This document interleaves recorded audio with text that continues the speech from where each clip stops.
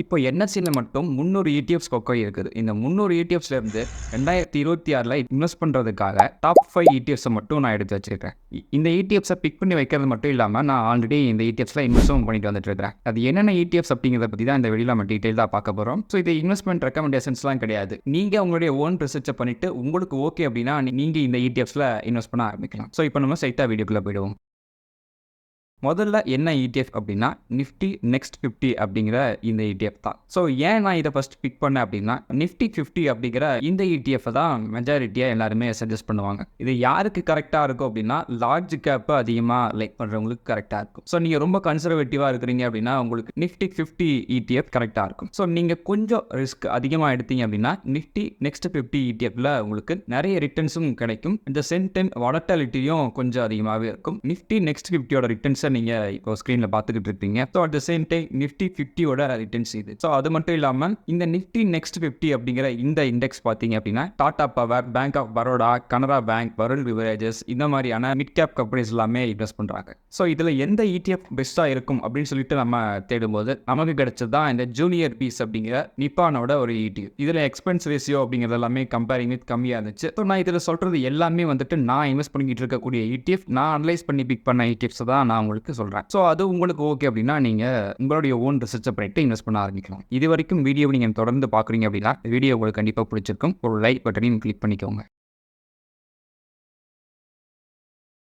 ரெண்டாவதா என்ன இடிஎஃப் அப்படின்னா, இது ஒரு இன்டர்நேஷனல் இடிஎஃப் அப்படின்னு சொல்லிட்டு நம்ம சொல்லலாம். ஸோ எப்பவுமே நம்ம வந்து போர்ட்ஃபோலியோல அலோகேஷன் அப்படிங்கிறது இந்தியாவில் மட்டுமே பண்ணோம் அப்படின்னா கொஞ்சம் டேஞ்சர் அப்படின்னு நம்ம சொல்லலாம். ஸோ அதனால நம்ம இன்டர்நேஷனல் மார்க்கெட், முக்கியமாக யூஎஸ் மார்க்கெட்டில் இன்வெஸ்ட் பண்ணோம் அப்படின்னா இந்த டைவர்சிபிகேஷன் அப்படிங்கிறது ரொம்ப கரெக்டாக இருக்கும் அப்படின்னு சொல்லலாம். ஓவராகவும் நம்ம டைவர்சிபிகேஷன் பண்ணிடக்கூடாது. ஸோ ஒரு நார்மலான டைவர்சிபிகேஷன் பண்ணணும் அப்படிங்கிறது ரொம்ப இம்பார்ட்டன்ட். ஸோ அதனால நான் இப்போ ஒரு யூஎஸ் கம்பெனிஸில் இன்வெஸ்ட் பண்ணுற ஒரு இடிஎஃப் தான் மோட்டிலாண்ட் ஓஸ்வால் நாஸ்டாக் 100 அப்படிங்கிற இந்த இடிஎஃப். ஸோ இந்த ETF பார்த்தீங்க அப்படின்னா நாஸ்டாக்ல இருக்கக்கூடிய நாஸ்டாக் அப்படிங்கிறது ஒரு யூஎஸ் பேஸ் இண்டெக்ஸ். ஸோ இதில் இருக்கக்கூடிய 100 கம்பெனிஸில் இன்வெஸ்ட் பண்ணிக்கிட்டு இருக்காங்க அப்படின்னு சொல்லலாம். ஸோ இந்த ETFல பார்த்தீங்க அப்படின்னா ஆப்பிள், டெஸ்லா, அமேசான், அல்பாபெட் இந்த மாதிரி பெரிய பெரிய யூஎஸ் ஜெயன்ட்ஸ் எல்லாமே இன்வெஸ்ட் பண்ணிக்கிட்டு வந்துட்டு இருக்காங்க. ஸோ இதோட காஸ்ட் ரிட்டர்ன்ஸை நீங்கள் இப்போ பார்த்துக்கிட்டு இருக்கிறீங்க.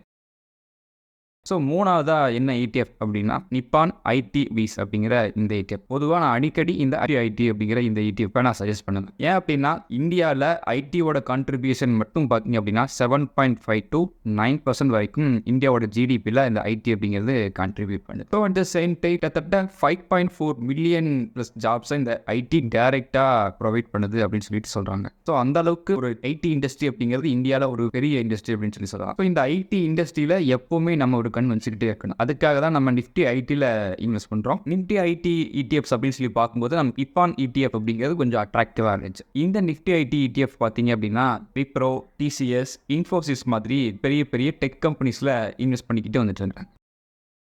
நாலாவதா என்னுடைய ஃபேவரட் ETF யூடிஐ நிதி பேங்க் ETF அப்படிங்கிற இந்த ETF தான். இந்தியா மாதிரி வளர்ந்த கண்ட்ரீஸ்லாம் பேங்கோட ரோல் அப்படிங்கிறது மேஜராக அப்ளை பண்ணும். ஸோ இந்த பேங்க்ஸில் நம்ம ஒவ்வொரு பேங்காக பிக் பண்ணி இன்வெஸ்ட் பண்ணுறது அப்படிங்கிறது ரொம்ப கஷ்டம். எக்ஸாம்பிளுக்கு HDFC, ஆக்சிஸ் மாதிரி பெரிய பெரிய பேங்க்ஸோட ப்ரைஸ் அப்படிங்கிறது ரொம்ப அதிகமாக இருக்கும். ஸோ அந்த பேங்க்ஸில் நான் ஒவ்வொரு தடவையும் ஒவ்வொரு ஸ்டாக்காக பிக் பண்ணி இன்வெஸ்ட் பண்ணுறது அப்படிங்கிறது கொஞ்சம் கஷ்டம். ஸோ அதுக்கு பதிலாக தான் இந்த யூடிஐ நிஃப்டி பேங்க் அப்படிங்கிற இந்த ETF நான் பிக் பண்ணேன். ஸோ இதில் பார்த்தீங்க அப்படின்னா HDFC, axis, SBI, federal, IDFC மாதிரி mid cap and small cap, even large cap banks கூட இதில் இருக்குது. ஸோ இந்த ETFோட பாஸ்ட் ரிட்டர்ன்ஸை நீங்கள் பார்த்துக்கிட்டு இருக்கிறீங்க. ஒன்று நம்ம புரிஞ்சுக்கணும், இந்த இடத்துல ஃபியூச்சர்லேயும் பாஸ்ட் ரிட்டர்னில் கிடைச்ச அளவுக்கு ரிட்டர்ன்ஸ் கிடைக்கும் அப்படின்ட்டு நம்ம சொல்ல முடியாது. அனலைஸ் பண்ணுறதுக்காக யூஸ் பண்ணிக்கலாமே தவிர ஃபியூச்சர்லேயும் இதே அளவுக்கு கிடைக்கும் அப்படின்னு சொல்லிட்டு நம்மளால் சொல்ல முடியாது.